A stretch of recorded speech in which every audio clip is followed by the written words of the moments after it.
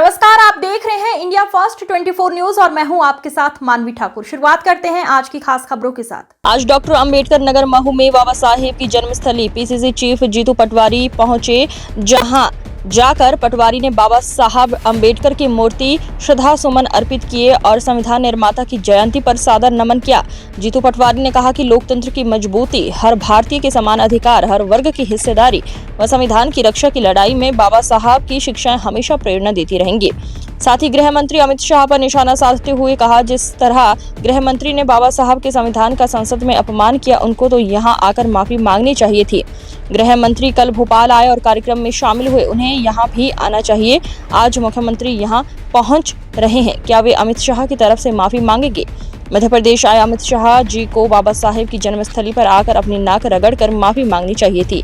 यदि महू नहीं आकर उनसे एक और बड़ी भूल हो गई है तो आज मोहन यादव जी उनकी तरफ से माफी मांग ले। देश की जनता से सार्वजनिक रूप से कह दें, संसद में केंद्रीय गृह मंत्री जी ने बाबा साहेब के अपमान का जो अपराध किया है, उसके लिए पूरी भारतीय जनता पार्टी जिम्मेदार है। नाक रगड़ के माफी मांगना थी जो अम्बेडकर जी का उन्होंने अपमान किया।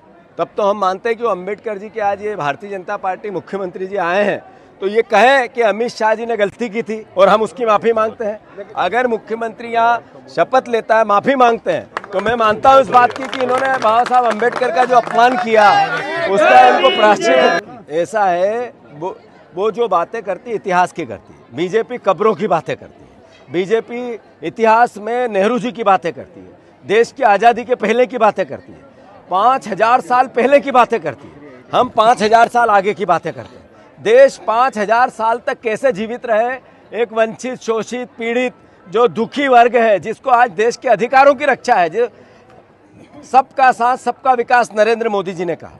उन्होंने अडानी और अंबानी का साथ दिया, विकास उनका 1 लाख गुना हो गया। और इस देश में 80 करोड़ लोगों को राशन मिल रहा है सरकारी, उनका भी साथ दिया, उनको सरकारी राशन मिल रहा है। ये कैसा देश बन रहा है?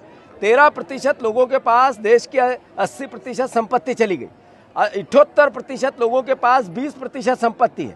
लोग महंगाई से त्रस्त हैं, परेशान है, दुखी है। तो ये 2 भारत बन रहे हैं। तो इसका अगर कोई दोषी है तो नरेंद्र मोदी है, बीजेपी है, ये सरकार है। और बाबा साहब अम्बेडकर के संविधान ने क्या कहा? सबका साथ सबका विकास। तो संविधान समानता, आर्थिक समानता, राजनीतिक समानता, सामाजिक समानता। क्या कारण है कि आज राजस्थान का CLP उनको मंदिर में गए तो धोना पड़ा क्योंकि वो दलित था, इसलिए ये देश का संविधान खतरे में है। दलित एक CLP लीडर मंदिर में चला गया तो बीजेपी के एक विधायक ने मंदिर धुलवा दिया। ये सोच है बीजेपी की? क्या इसकी माफी मांगेंगे यहाँ पे जो बीजेपी के नेता मुख्यमंत्री आ रहे हैं? ये सोच के खिलाफ देश को खड़ा होना पड़ेगा। ये कांग्रेस, बीजेपी या 2 दूसरे राजनीतिक दलों की भावना नहीं है। ये भावना इस देश के मर्म की, बाबा साहब अम्बेडकर की सोच की, समानता के अधिकार की। और ये कांग्रेस पार्टी पूरी ताकत से, मैंने जैसा कहा, अपने अंतिम बूंद, खून की बूंद तक भी संविधान की रक्षा में। देश के संविधान का निर्माता का पूरी दुनिया में जो बीजारोपण हुआ संविधान को लेकर, बाबा साहब अम्बेडकर के विचार को लेकर, इस देश की सामूहिक एकता और अखंडता और भाईचारे को लेकर, मौलिक अधिकारों को लेकर, और इस देश में समानता, सामाजिक, राजनीतिक और आर्थिक, इसके विज़न को लेकर, उनके जन्मदिन के अवसर पर हम उनकी जन्मस्थली पर आज आने का अवसर मिला। मैं सोचता हूं कि ऐसे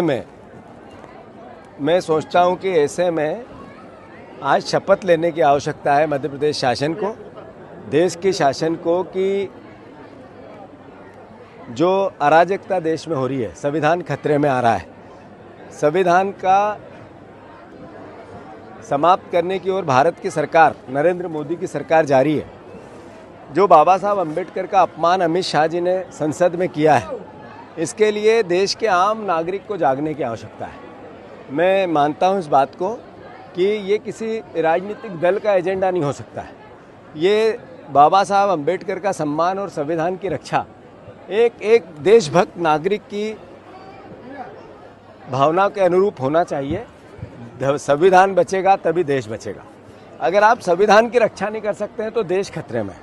मैं मानता हूं इस बात को कि भारतीय जनता पार्टी ने किस तरीके से संविधान का उल्लंघन अलग अलग तरीके से कर रहे हैं, एक हमारी सरकार थी मनमोहन सिंह जी की, कांग्रेस की, बाबा साहब अम्बेडकर की पार्टी की।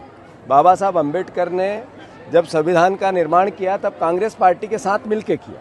तो मैं समझता हूं कि उन्होंने जो कानून लेके आए वो भोजन का अधिकार यानी सबको भोजन मिलना चाहिए, ये अधिकार है हर नागरिक का, हर बच्चे का। फिर हम लाए शिक्षा का अधिकार, सबको शिक्षा मिलनी चाहिए। फिर हम लाए स्वास्थ्य का अधिकार।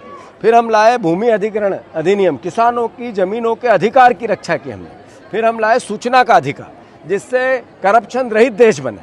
फिर हम लाए वन पट्टा भूमि का अधिकार, जो आदिवासी परिवार के लोग हैं उनकी जिस भूमि पे है, जंगल पे है, ज़मीन पे उनका अधिकार है, ये लेके आए, जिसने देश में एक नई क्रांति लेके आई, जिसमें देश में एक आर्थिक जागरूकता लेके आई, आर्थिक अधिकार लेके आए। और भारतीय जनता पार्टी नरेंद्र मोदी 10 साल में क्या लाए, जिससे नागरिकों में डर पैदा हुआ, जिससे नागरिकों में कई प्रकार के प्रश्न खड़े हुए।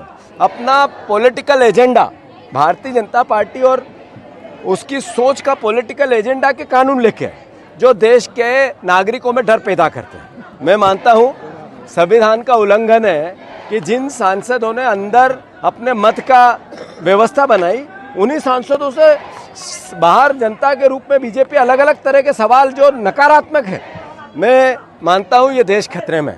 और संविधान संसद में लोकतंत्र, जनप्रतिनिधि अपनी बात करते हैं, उनको बाहर डराया जाता है। एक तरह से ये देश के संविधान के साथ कुठाराघात और बीजेपी कर रही है, बीजेपी की सोच कर रही है, उसके जो फ्रंटल ऑर्गेनाइजेशन है उनके वो कर रहे हैं। और कांग्रेस पार्टी दृढ़ता से लड़ेगी। हम शपथ लेते हैं बाबा साहब अम्बेडकर के इस पवित्र स्थान पर संविधान की रक्षा के लिए अंतिम बूंद तक अपना न्यौछावर करना पड़े, अपनी जान भी देनी पड़े। तो जैसे हमारे महापुरुषों ने देश की आज़ादी में दिया था, वैसे ही कांग्रेस पार्टी का एक एक कार्यकर्ता, देशभक्त नागरिक, इस देश का एक एक साथी जो संविधान से, बाबा साहब अम्बेडकर से प्यार करता है, फिर अपनी जान देने। आज की खबरों में बस इतना ही। जल्द होगी मुलाकात, तब तक के लिए नमस्कार।